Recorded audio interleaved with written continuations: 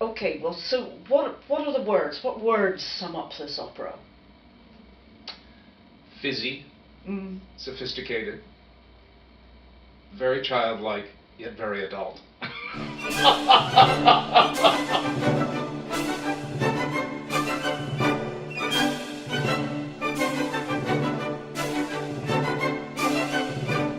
It's sort of a mixture of music hall and sort of high opera, so to speak. Right. Could talk about that. Say a bit more about Well, that. I think that's why it so appeals to modern audiences, because I think in the last 50, 60 years, the high and the low of culture have been intermingling more and more.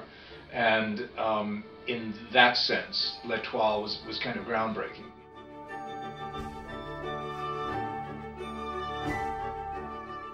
Mark, Chabrier is a composer who's not particularly well known in Norway, and he's certainly not the most famous of the sort of mid-19th century French composers, yet so many other composers really rated him. Grieg, for instance, but also Debussy. Why do you suppose that was?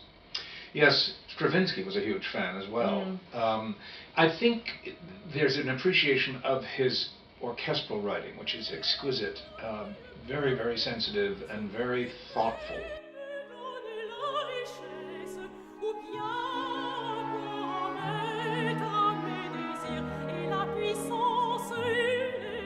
How did you approach this opera? As you say, it's an extremely silly story. There's a mythical kingdom, a king who wants his great birthday treat is to execute somebody, and out of all that come incredible muddles and confusion. We began looking at various surrealists, and we also looked at pop art from the 60s, and that became our guiding.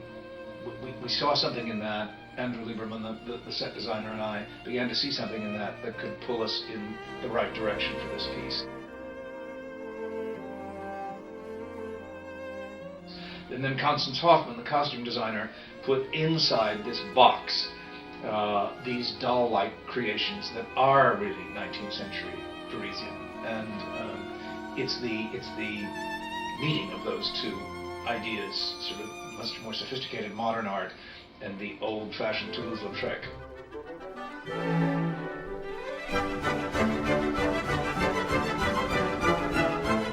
One of the things about this opera is that, audience apart, the performers have such fun. They do. They are having a ball on stage. It's also an orchestral player's dream, because the musical lines are so ravishing. It's just such a fabulous piece for the orchestra. Yeah. So fun for everybody, you say? I would, yeah.